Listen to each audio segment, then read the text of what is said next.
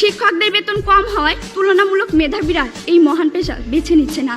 শিক্ষকদের বেতন শুধু কমই নয় মাননীয় মডারেটর, রাষ্ট্রীয়ভাবে তাদের সাথে অবিচার করা হচ্ছে। মাননীয় মডারেটর, একজন শিক্ষকের সন্তান হিসেবে তাদের অসহায়ত্ব রোজই দেখতে হয় খুব কাছ থেকে। মাননীয় মডারেটর, গত ঈদে আমি যখন একটি ভালো পোশাকের জন্য কান্নাকাটি করছিলাম, তখন বাবা আমার হাতে কাগজ কলম ধরিয়ে দিলেন, আমার দিকে ছুড়ে দিলেন একটি গাণিতিক প্রশ্ন। একজন দিনমজুরের দৈনিক আয় 300 টাকা হলে মাসে তিনি কত টাকা আয় করেন? মাননীয় মডারেটর, মুখে মুখে বাবাকে জবাব দিলাম 9000 টাকা। বাবা আমার কাঁধে হাত রাখলেন, চুলের মাঝে হালতো বিলি কেটে বললেন, মা রে, তোর এই বাবা হাই স্কুলের শিক্ষক হিসেবে মাসে 8000 টাকা বেতন পায়। আমি কোনো প্রশ্ন করতে পারিনি বাবাকে, লজ্জায় বাবার মাথাটা নিচু হয়েছিল। পৌরাত্বের দ্বার প্রান্তে দাঁড়ানো বাবার বয়সী চোখ হতে খসে পড়ে জল। জানি না মাননীয় মডারেটর, আমার বাবার বয়সী চোখ থেকে খসে পড়া জল শিক্ষার মানকে কতটা টেনে তোলার যোগ্যতা রাখে। মাননীয় মডারেটর, এই যদি হয় শিক্ষাগুরুর জীবন, তাহলে একটা সময় হয়তো এদেশে আর কোনো শিক্ষকই পাওয়া যাবে না। এমন বাংলাদেশ আমরা কখনোই আশা করি না।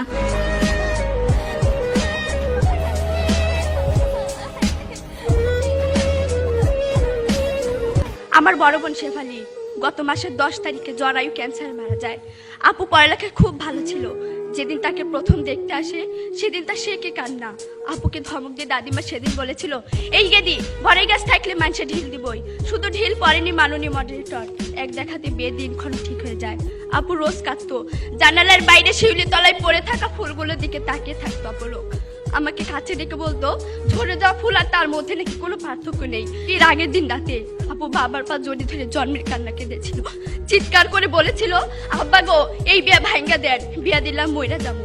কথা রেখেছে আপু, চলে গেছে আমাকে একা করে।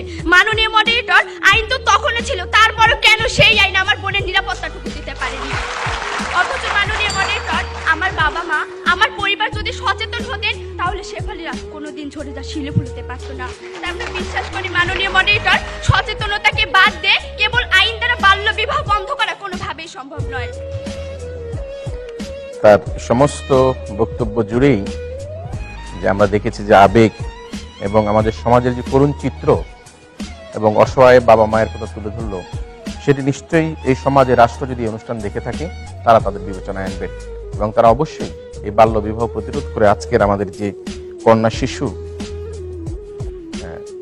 আমাদের দ্বিতীয় বক্তা রাজশাহী বিভাগ থেকে আগত তার বক্তব্য দিল, তার সেই কান্না থামানোর চেষ্টা করবে।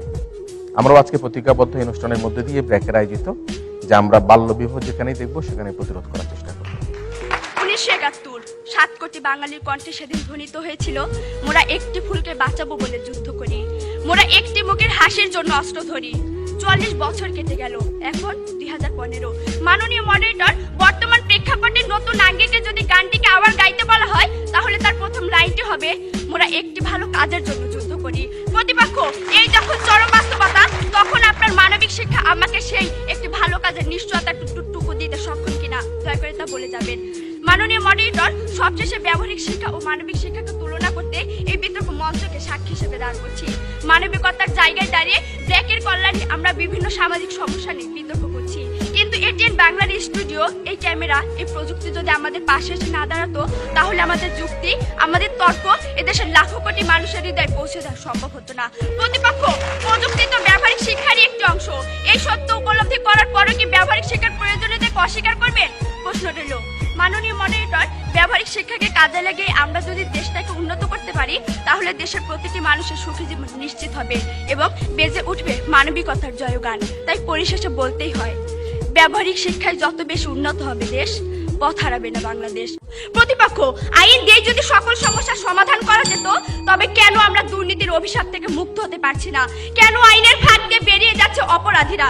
কেন পেট্রোল বোমার নৃশংসতায় ঝলসে যাচ্ছে বাংলা মায়ের মুখ? কেন মানচিত্রের পেট হতে ধ্বনিত হয় আর্তের হাহাকার? কেন প্রতিপক্ষ, কেন কেন?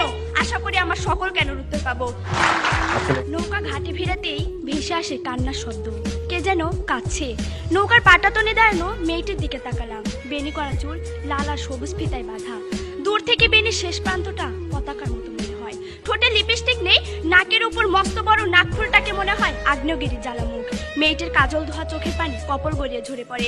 পিঠে ঝুলানি স্কুল ব্যাগটি শক্ত করে ধরে মেয়েটি চিৎকার করে বলে ওঠে, আমি যাবো না। প্রশ্ন করি, কোথায়? কে যেন পাশত উত্তর করে শ্বশুর বাড়িতে।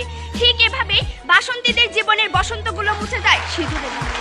আমরা এমন এক প্রেক্ষাপটে দাঁড়িয়ে বিতর্ক করছি যখন দেশের 66% নারী সবগুলো দাঁতের মালিক হওয়ার আগেই স্বামীর মালিক হচ্ছে।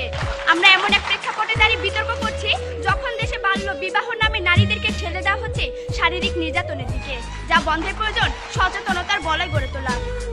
মাননীয় মডারেটর, আমার চাচাকে বহুবার দেখেছি পাবলিক প্লেসে দাঁড়িয়ে ধূমপান করতে, কখনো কখনো দেখেছি পুলিশের কাছ হতে আগুন চেয়ে নিতে। মাননীয় মডারেটর, আমি কখনোই দেখিনি তিনি তার সন্তানের কাছে বসে ধূমপান করছে।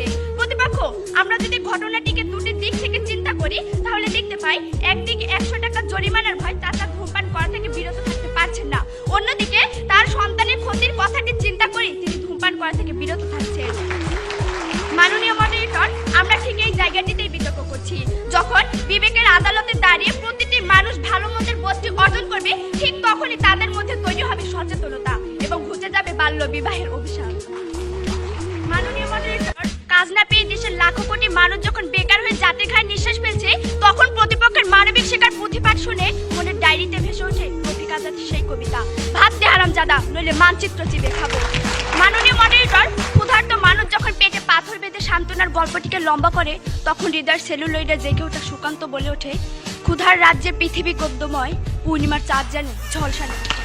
এমন এক প্রেক্ষাপটে দাঁড়িয়ে বিতর্কের বিষয় যখন ব্যবহারিক শিক্ষা নয় মানবিক শিক্ষা এখন জরুরি, তখন দলগতভাবে আমাদের অবস্থান বিপক্ষে।